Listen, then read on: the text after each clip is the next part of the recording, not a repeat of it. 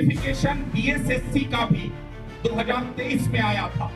2023 में भी बीएसएससी का नोटिफिकेशन आया था 10+2 के बाद। तो संविदा वेटेज दिया जाएगा, यानी 600 मार्क्स का जो परीक्षा है उसमें 150 मार्क्स उनको ऑलरेडी बिना परीक्षा दिए हुए मिल जाए। जो बिहार में सम्राट जी की सरकार है और उनका किस प्रकार से युवाओं और छात्रों को छलने का काम किया जा रहा है, ये जनसुराज सबूत के साथ आपके सामने रख रहा है।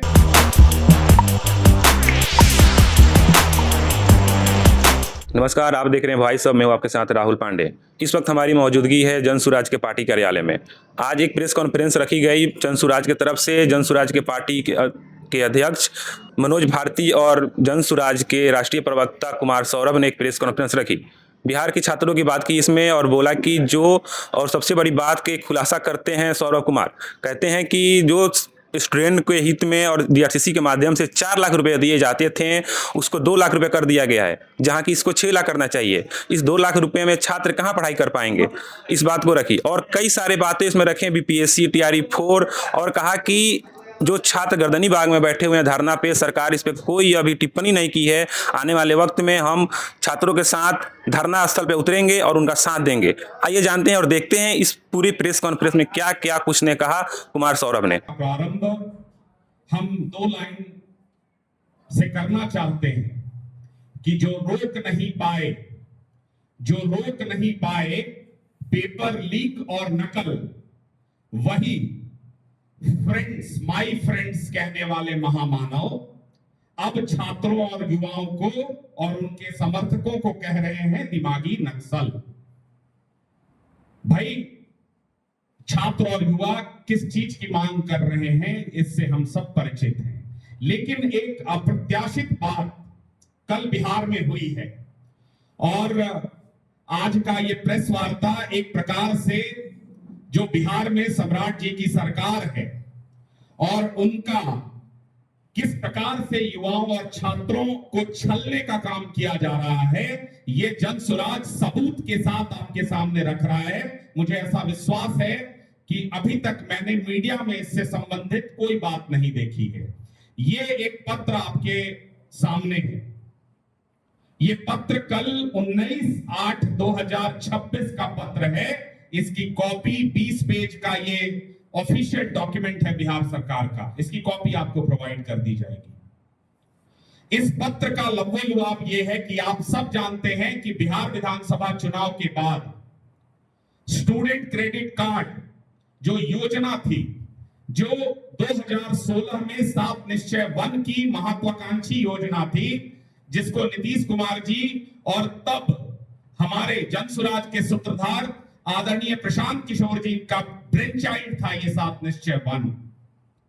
और उस योजना के अनुसार बिहार में या बिहार से बाहर कहीं भी शिक्षा ग्रहण करने के लिए बिहार के छात्रों को 4 लाख रुपए जो इंटरेस्ट फ्री लोन है वो प्रदान किया जाता था और इसमें किसी प्रकार की कोई कॉम्प्लिकेशन नहीं हो, इसके लिए डीआरसीसी के माध्यम से ये लोन छात्रों को प्रदान किया जाता था।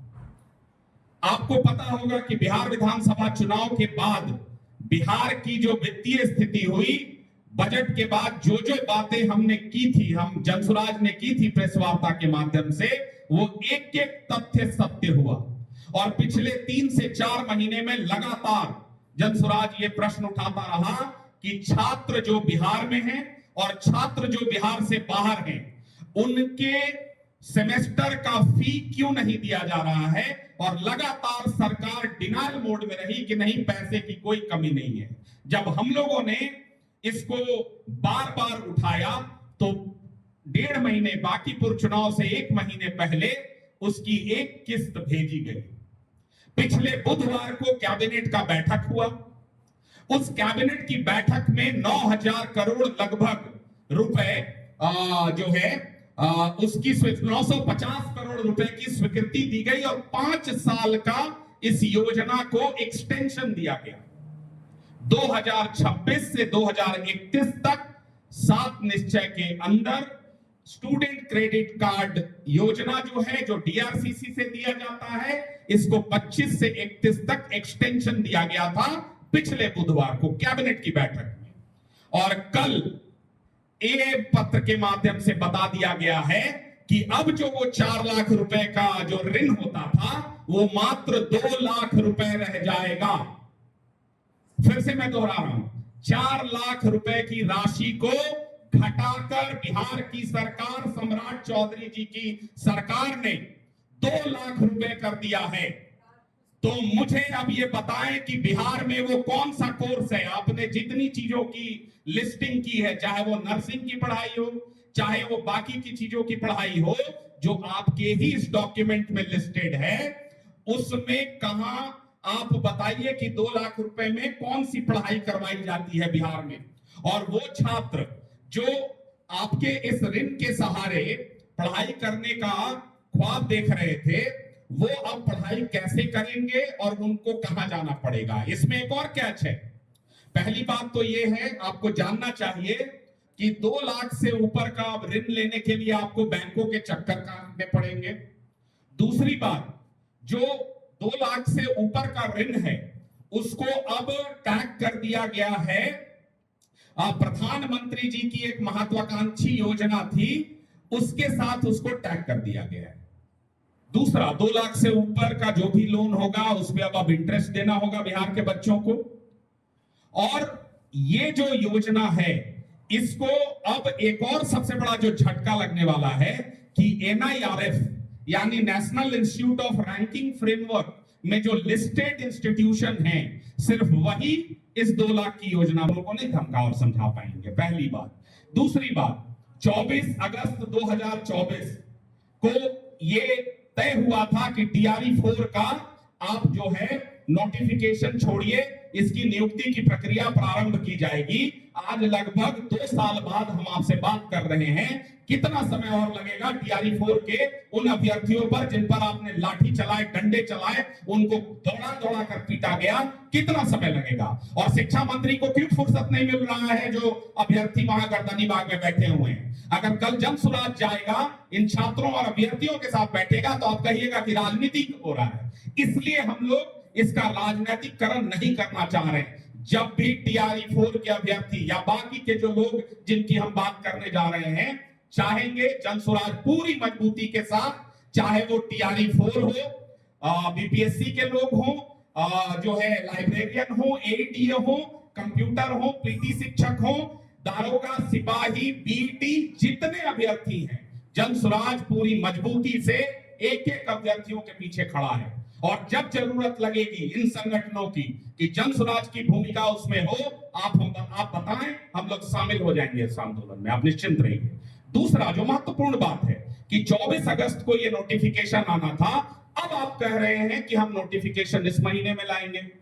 नोटिफिकेशन BSSC का भी 2023 में आया था। 2023 में भी BSSC का नोटिफिकेशन आया था 10+2 के बाद। बिहार कर्मचारी जो चयन की प्रक्रिया है, क्या हुआ उसका आज तक BSSC के उस नोटिफिकेशन का? क्या आप लाए हैं? क्या उनकी भर्तियां हुई हैं? आप पहले ये जवाब दीजिए। दूसरा, TRE 4 में जैसे TRE 1 में, 2 में, 3 में एकल परीक्षा हुआ, वैसे ही TRE 4 का भी सिर्फ एकल परीक्षा होना चाहिए। दूसरा, आपने जो अनुबंधित जो लोग हैं, जो कॉन्ट्रैक्ट पे लोग हैं, उनके लिए आपने एक वेटेज की प्रक्रिया का प्रारंभ किया है, जिसमें आपने कहा है कि हम लगभग 600 मार्क्स होता है, उसमें संविदा वेटेज ये लाएंगे।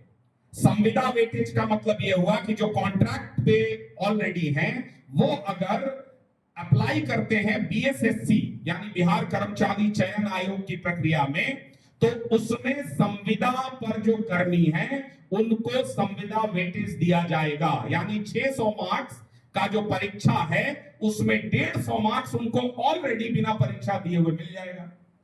तो भैया हमको बताओ, संविदा वेटेज बाकी के प्रक्रियाओं में क्यों नहीं है? UPSC में क्यों नहीं है? BPSC में क्यों नहीं है? नीट में क्यों नहीं है? बाकी की परीक्षाओं में क्यों नहीं है? ये बताइए। और ये मांग छात्र उठा रहे हैं वहां गर्दनी बाग से ऑलरेडी। हम कोई नई बात नहीं कह रहे हैं, हम दोहरा रहे हैं कि आपके साथ खड़े हैं। कि संविदा वेटेज पूरी तरीके से गलत है। 600 मार्क्स सबके लिए बराबर होना चाहिए। कॉन्ट्रैक्ट पर कोई है या नहीं है, 150 मार्क्स उनको नहीं मिल सकता है। ये पूरी तरीके से असंवैधानिक है, गलत है। दूसरा, आप ये बताइए कि मंत्री जी कब आप टीआरई 4 का जो है ये छात्रों और युवाओं को भरोसा दिलाएंगे कि एक ही परीक्षा होगा। आपको टीआरई 5 लेना होगा, उसमें आप पीटी लीजिए, मेंस लीजिए, जो भी लीजिए। इसका कारण ये है कि टीआरई 4 आज नई घोषणा नहीं है। टीआरई 4 अगस्त 2024 की घोषणा है।